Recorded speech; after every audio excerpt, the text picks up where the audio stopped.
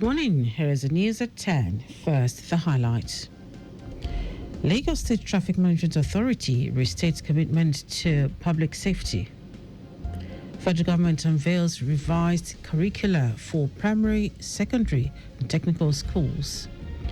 On the foreign scene, over 600 feared dead after a powerful earthquake hits eastern Afghanistan. And in sports, Rwanda's Amavubi set to arrive Lagos ahead World Cup qualifier against Super Eagles. Now the details. I am Dele Agadumo. Lagos State Traffic Management Authority, LASMA, has expressed its resolute commitment to public safety as it swiftly attended to an incident involving a petroleum-laden tanker at Iyanosolo in Ward Oshodi.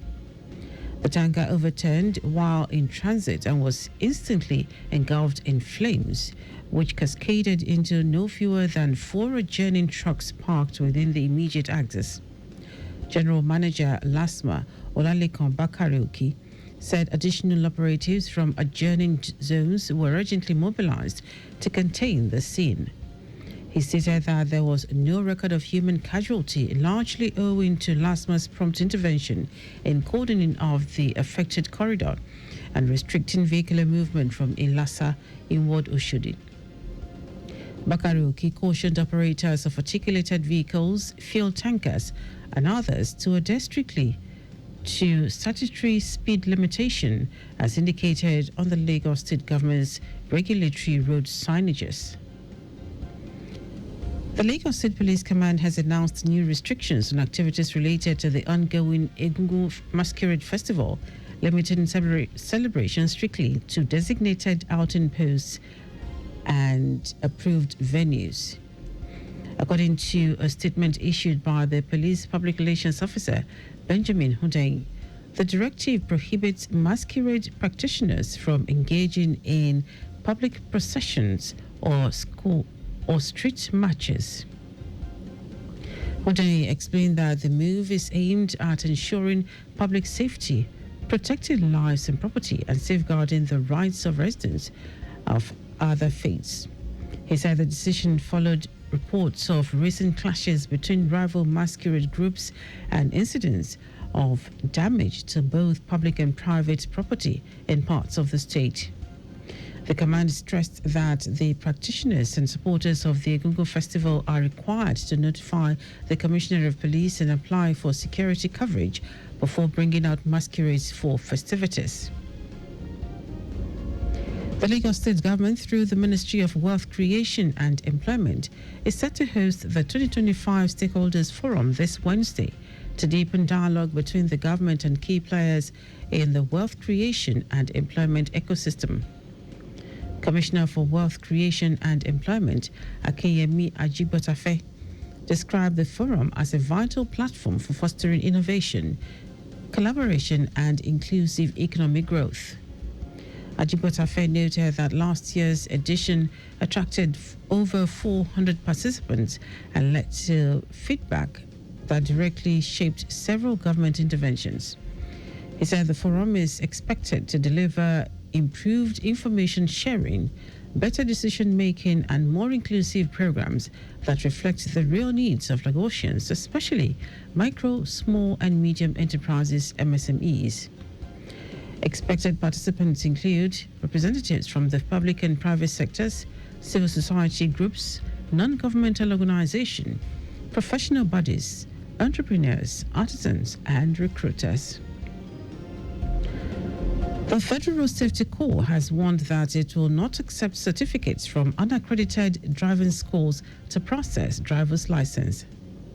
FRSC Sector Commander in Oyo State, Rosemary Alo, gave the warning in an interview in Ibadan. Alo urged citizens to always verify the status of a driving school from the appropriate quarters before enrolling for the driving course to avoid waste of time and resources. She said that driving schools must meet specific standards, including having qualified instructors, roadworthy vehicles for training, and necessary facilities.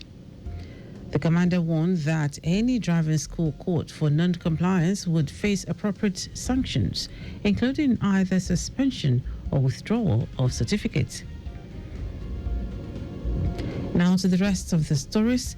The federal government has unveiled new revised curricula for basic, senior and senior secondary school and technical education in Nigeria, a major step aimed at preparing learners to meet global demands and reduce classroom overload.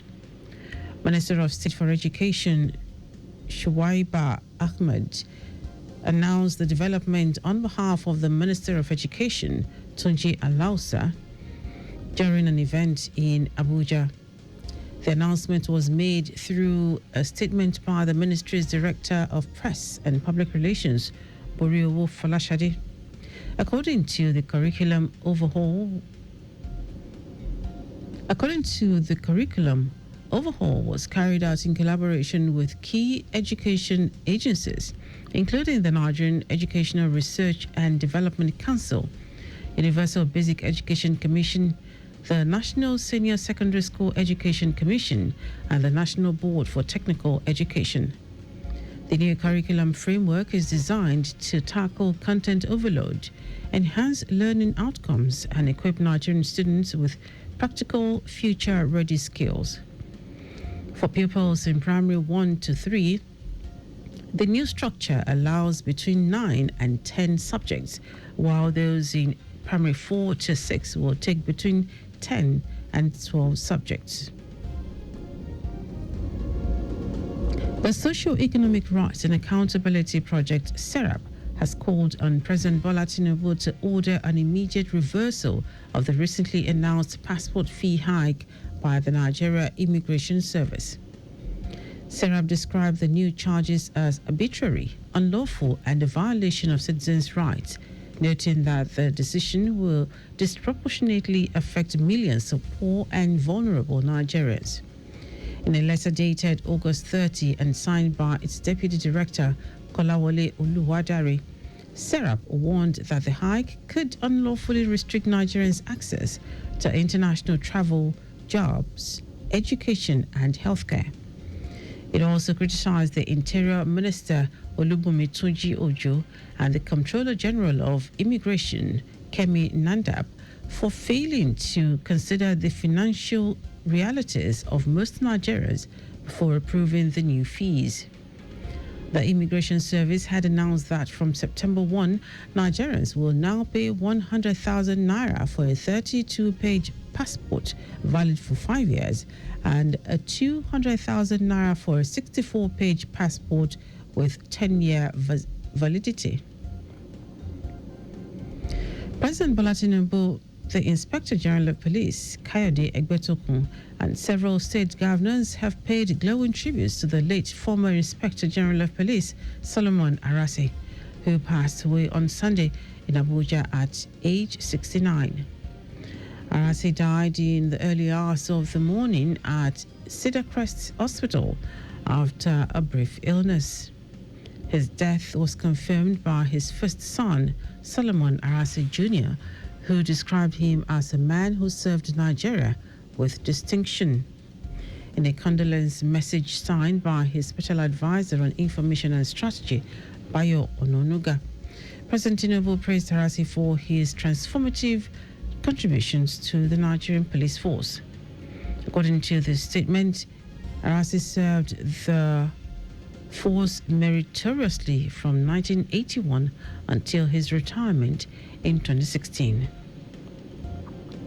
Now to foreign news. Tragedy has struck eastern Afghanistan, where more than 600 people are feared dead following a powerful magnitude 6.0 earthquake.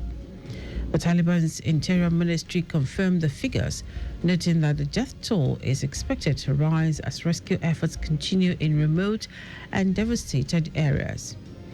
The earthquake struck at a shallow depth of just 8 kilometers, shaking buildings as far away as Kabul and even Pakistan's capital, Islamabad.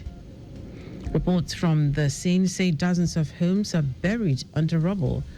Entire villages have been destroyed, and Taliban officials say the true scale of the disaster is still unknown. Local residents say they were jolted from sleep, with many fleeing homes at night. In our sports, the Amavubi of Rwanda are expected to arrive in Lagos on Tuesday ahead of their crucial 2016 FIFA World Cup qualifying match against the Super Eagles of Nigeria. The Rwandan team, made up of players and officials, will touch down at the Murtala Mohammed International Airport at 1:15 p.m. And by 4 p.m., the contingent will head to Uyo, Akwa Ibom State, where the match will be played. The clash is scheduled for Saturday at the Godswill Akpabio International Stadium. It is a rematch that comes 5 months and 2 weeks after Nigeria defeated Rwanda 2-0 in Kigali. That is news at 10. Just before we go, ensure the registration mark on your vehicle is clear and visible at all times. You can follow us and like all our various social media platforms: X at Traffic Radio 961, Facebook Lagos Traffic Radio 96.1 FM, Instagram Lagos Traffic Radio 961. Subscribe and watch news and programs live on YouTube at Traffic Radio 961. Visit our website on www.trafficradio961.ng. You can also listen to Lagos Traffic Radio 96.1 FM live on My Lagos app for timely updates. Did you know that the Sanwo-Olu administration organized a mentorship seminar for over 1,000 youths on the theme Agripreneur, Strategy for Wealth Creation? You can get more details on the Lagos State Government website. To end the news are the highlights of the major stories.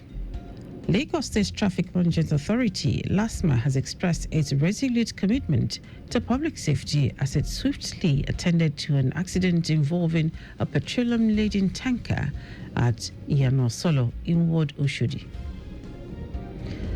The federal government has unveiled newly revised curricula for basic, senior, secondary and technical education in Nigeria, a major step aimed at preparing learners to meet global demands and reduce classroom overload. Also told you that tragedy has struck eastern Afghanistan, where more than 600 people are feared dead following a powerful magnitude 6.0 earthquake. And in sport, the Amavubi of Rwanda are expected to arrive in Lagos on Tuesday ahead of their crucial 2026 FIFA World Cup qualifying match against the Super Eagles of Nigeria.